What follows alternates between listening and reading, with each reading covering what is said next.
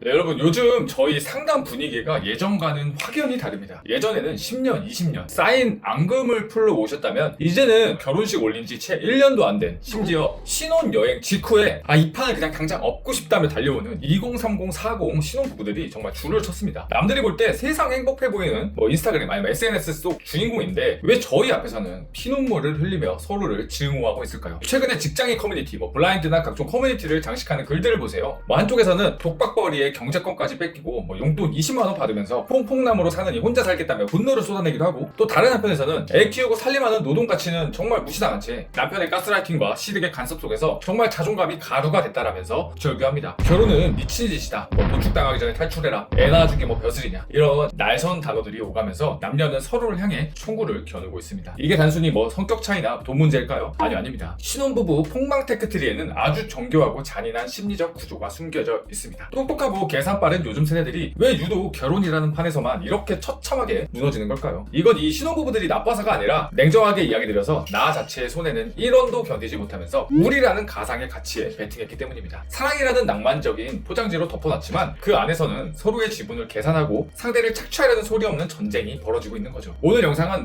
흔한 도덕적 훈계나 서로 이해하며 사세요와 같은 한가한 소리를 하려는 게 아닙니다. 저희가 지난 수년간 진행해온 수천 건의 은밀한 부부상담, 이혼 소송 직전의 처절한 데이터들을 기반으로 어떻게 신혼의 단꿈이 독이 든 성배로 변해가는지 그 메커니즘을 낱낱이 파헤치겠습니다. 누구는 피해자고 누구는 가해자인 그런 유치한 싸움은 이제 그만하세요. 이 영상은 신혼부부의 인생이 왜 꼬였는지, 그리고 이 엉망진창이 된 판에서 여러분이 살아남으려면 무엇을 알아야 하는지에 대한 최종 분석 보고서입니다. 본격적으로 한번 오늘 내용을 시작해보겠습니다. 자, 요즘 신혼부부들 사이에서 가장 무서운 병은 암도 사고도 아닙니다. 바로 손해공포증입니다. 내가 상대보다 1원이라도 더 손해보고 있다는 느낌, 내가 더 희생하고 있다는 그 기분이 들기 시작하면 신혼의 단꿈은요 순식간에 지옥으로 변합니다. 과거의 결혼이 두 가문의 결합이었다면 요즘의 결혼은 철저하게 서로의 자산과 가치를 교환하는 비즈니스 거래가 되었습니다. 시작부터 머릿속에 감정 대신 엑셀 차트, 이런 되게 수치적인 것들이 돌아가고 있는 거죠. 먼저 현장에서 마주하는 남성들의 심리를 한번 해볼까요? 대한민국의 기형적인 부동산 구조 속에서 남자는 집이라는 거대한 자본을 책임져야 한다는 압박에 시달립니다. 무리한 대출을 끼고서라도 집을 해왔을 때 남자의 무의식에는 자기도 모르게요 보상 심리가 강력하게 자리 잡습니다. 내가 이 판의 가장 큰 판돈, 그러니까 집을 걸었으니까 운영권, 경제권과 서비스, 가사노동 이런 거겠죠. 이런 거에서 우위를 점하는 건 되게 당연한 권리 아닌가? 라는 논리입니다. 이들에게 아내의 가사노동이나 정서적 지원은 내가 지불한 비용, 그러니까 집을 마련해온 것에 대한, 아니면 경제적으로 더 많이 투자한 것에 대한 포함된 당연한 서비스로 격화되기가 쉽습니다. 여기서부터 대화는 부부의 공유가 아니라 지시와 복종의 뉘앙스를 띠게 됩니다. 반대로 여성들의 심리는 어떨까요? 현대 여성들은 결혼과 동시에 자신의 커리어를 중단하고요, 임신과 출산이라는 신체적, 사회적 리스크를 온몸으로 떠안습니다. 내가 내 커리어를 희생하고 내 몸을 써서 아이를 낳아주는데 이 정도 경제적 주도권이나 정서적 보상은 당연히 내가 받아야 하는 거 아니야? 라는 논리가 형성됩니다. 이들에게 남편의 경제적 기여는 나의 거대한 희생에 대한 당연한 배상금처럼 느껴집니다. 남편이 밖에서 고생하는 건 당연한 거고 내가 집에서 겪는 독박 육아와 가사의 고통은 그 무엇으로도 치환될 수 없는 절대적인 희생이라고 믿게 됩니다. 여기서 발생되는 파멸 포인트는 되게 명확합니다. 서로가 서로를 나를 가장 아껴주는 유일한 파트너가 아니라 내 파일을 호시탐탐 노리는 잠재적 약탈자로 보기 시작한다는 겁니다. 사랑이 머물러야 할 자리에 손해보기 싫어하는 도끼가 가득 들어서면 모든 대화는 날카로운 칼날이 됩니다. 내가 너랑 결혼하려고 해온 집값이 얼만데 고작 이것 하나 못해줘? 내가 너 애 낳아주느라 포기한 내 인생의 가치가 얼만데 지금 너가 돈 좀 번다고 유세 떠는 거야? 이런 말들이 오가기 시작하면 그 판은 이미 끝난 겁니다. 제가 지금까지 이야기 드린 말들이 너무 과격할 것 같지만 이게 실제로 제가 상담을 하면서 정말 많이 겪고 있는 그런 케이스들의 일부분입니다. 이제 부부는 한 팀이 아니라 각자의 손익계산서를 들고 서로의 과실을 찾아내려 눈을 부라리는 그런 적대적 관계가 됩니다. 서로를 착취의 대상으로 보는 순간 신혼집은요 안식처가 아니라 24시간 감시와 검열이 이어지는 수용소가 됩니다. 이 가성비라는 덫에 걸린 부부들은 결국 행복을 경영하는 게 아니라 손실을 방어하는 데 모든 에너지를 씁니다. 하지만 기억하셔야 될 게 있어요. 결혼이라는 판에서 어느 한쪽이 완벽하게 승리하고 이득을 보는 구조는 존재하지 않습니다. 한쪽이 이득을 봤다고 느끼는 순간 상대는 처참하게 패배감을 느끼고 그 분노는 반드시 외도, 폭언 혹은 정서적 유기라는 부메랑이 되어 돌아오기 때문입니다. 요즘 신혼부부들의 머리맡에는요 보이지 않는 제3의 관찰자가 있습니다. 바로 스마트폰 너머의 타인들입니다. 눈앞의 배우자와 아침 인사를 나누기도 전에 우리는 인스타그램, 블라인드, 어떤 커뮤니티, 암카페, 이런 것들을 통해서 남들의 신혼을 훔쳐봅니다. 남들은 주말마다 예약도 힘든 오마카세도 가고, 남편은 기념일도 아닌데 명품백을 툭 던져주고, 와이프는 잡쥐와보 같은 집에서 우아하게 브런치를 먹는 것 같죠. 이 화려한 디지털 창문 너머의 세상은 우리 집의 낡은 건조대와 어질러진 거실을 초라하게 만드는 독이 됩니다. 상담을 하면서요 마주하는 현장의 심리는요 정말 처참합니다. 선생님, 제 친구 남편은 이번에 승진해서 해외여행 보내줬다는데 제 남편은 왜 맨날 피곤하게 잠만 잘까? 혹은 블라인드 보니까 내 연봉 정도면 아내가 고마워해야 한다는데 왜 내 아내는 왜 저를 돈 버는 기계로만 볼까요? 이런 식의 하소연이 끊이지 않습니다. 여기서 가장 무서운 건 배우자의 고유한 성품이나 우리만이 쌓아온 고유한 서사는 더 이상 가치가 없어진다는 점입니다. 내 배우자가 얼마나 성실한지, 나를 위해 어떤 배려를 하는지보다 내 SNS 피드에 올렸을 때 얼마나 많은 좋아요와 부러움을 살 수 있는가가 배우자의 가치를 결정하는 척도가 되어버립니다. 여기서 관계가 완전히 무너지는 폭망 포인트가 발생합니다. 바로 배우자를 있는 그대로의 인격체가 아니라 나의 사회적 체면과 허용심을 채워줄 도구로 취급하기 시작한다는 겁니다. 남편을 내 친구들 앞에서 나를 기살려줄 성공한 트로피로 보고 아내를 남들에게 내 완벽한 가정을 증명해줄 인형으로 대하는 순간 부부 사이의 정서적 온도는 영하로 급강합니다. 누구든 본능적으로 느낍니다. 이 사람이 나를 사랑하는 게 아니라 내가 가진 조건과 내가 보여줄 수 있는 이미지를 이용하고 있구나라는 사실을 말이죠. 자, 도구로 전락한 배우자의 반응은요, 크게 두 가지로 나뉩니다. 첫 번째는 분노입니다. 끊임없는 비교와 요구에 지쳐서 내가 네 비위 바치는 관계냐며 폭발하고 공격적으로 변합니다. 둘째는요, 정말 무서운 건데요, 무기력입니다. 어차피 나는 저 기준을 채울 수 없어라며 정서적인 문을 그냥 닫아버리는 거죠. 이때부터 부부는 한 침대에 누워있어도 각자의 스마트폰 세상으로 도피합니다. 집안은 정적만 흐르고 그 공허함을 채우기 위해서 누군가는 밖으로 눈을 돌립니다. 자신을 도구가 아닌 사람으로 봐주는 대상을 찾아 외도의 늪으로 빠지거나 아니면 술, 아니면 쇼핑 이런 것들의 일시적인 자극에 중독되어 버리는 거죠. 결국 비교 지옥은요, 부부에게서 가장 소중한 우리만의 속도를 앗아가 버립니다. 남의 집 엔진 소리에 귀 기울이면서 살다가 우리 집 엔진이 타들어가는 거, 이거 모르는 격이 돼버리는 거죠. 타인의 시선이라는 감옥에 갇혀 배우자를 채찍질하고 있다면요, 그 채찍 끝이 결국 우리의 심장을 향하고 있다는 사실을 깨달아야 합니다. 허상의 기준에 맞춰서 배우자를 난도질하는 것을 멈추지 않는다면 여러분이 꿈꾸고 있는 그런 완벽한 신혼은요, 인스타그램 사진 한 장 속에만 남고 현실은 여러분의 가장 외로운 이혼 대기자가 될 뿐입니다. 자, 의외로 많은 신혼 부부가 몸만 안방으로 들어왔을 뿐 심리적 탯줄은 여전히 본가에 둔 채 결혼 생활을 합니다. 과거에는 시댁 중심의 고전적인 고부 갈등이 주를 이뤘다면 요즘 현장에서는요, 장모와 사위 사이의 장소 갈등, 그리고 친정 엄마의 과도한 개입이 부부 관계를 파멸로 몰아넣는 비중이 압도적으로 늘어났습니다. 우리 엄마는 나를 위해 하는 말인데 왜 이해를 못해? 라는 이 짧은 한마디가 신혼집의 평화를 부수는 시한폭탄이 되는 거죠. 여기서 마주하는 현장의 심리는 아주 유아적이고 위험합니다. 부부는 살면서 필연적으로 갈등을 겪습니다. 그런데 이 갈등을 성숙하게 둘이서 해결하려고 하지 않고 가장 편한 내 편, 즉 각자의 부모님께 일러 바치는 순간 판은 걷잡을 수 없이 커집니다. 싸우고 나서 홧김에 친정 엄마에게 남편 욕을 하고 서운한 마음에 시어머니에게 아내 흉을 보는 행위는 단순한 하소연이 아닙니다. 내 배우자를 상대방 부모의 눈에 내 자식 인생 망치로 온 원수로 낙인 찍는 행위입니다. 자식의 눈물을 본 부모는요, 객관성을 잃어버릴 수밖에 없습니다. 그때부터 부모는 조언이라는 탈을 쓴 가스라이팅을 시작하죠. 너 봐라, 내가 그런 사람 만나지 말랬지. 너를 얼마나 무시하면 그렇게 행동을 하겠니? 이런 부모의 목소리는 배우자를 향한 내 불신의 강력한 확신을 심어주는 독약이 됩니다. 이 테크트리의 가장 처참한 폭망 포인트는요, 부부의 가장 은밀한 공간인 침실에 시부모와 친정부모의 목소리가 들리기 시작한다는 점입니다. 원래 신혼집은 세상의 모든 풍파로부터 우리들을 지켜주는 그런 유일한 안식처여야 합니다. 그런데 갈등의 해결사가 부모를 끌어들이는 순간 그 집은 더 이상 안식처가 아닙니다. 남편은 아내 뒤에 서 있는 장모의 눈치를 보고 아내는 남편의 말 뒤에 숨어있는 시어머니의 독서를 환청처럼 듣게 됩니다. 대화의 주체는 사라지고 우리 엄마가 그러는데 당신이 잘못했대 라면서 부모를 방패 삼아 상대를 공격하는 비겁한 전쟁터로 변질되는 거죠. 서로를 가스라이팅하기 위해서 각자의 부모라는 권위를 빌려오는 것, 이것은 신혼부부가 파멸로 가는 가장 빠르고 확실한 급행열차 티켓입니다. 부모가 개입된 갈등은 결코 화해로 끝나지 않습니다. 자존심 싸움으로 번진 양가 집안 싸움은 결국 너희 둘이 갈라서라 라는 결말로 치닫기 마련이니까요. 자, 부부라는 이름으로 묻겠다면 이제 여러분의 1순위 보호자는 부모가 아니라 옆에 있는 배우자여야 합니다. 심리적 탯줄을 끊지 못한 채 사사건건 부모의 결제를 받는 사람은 결혼할 자격이 없는 사람입니다.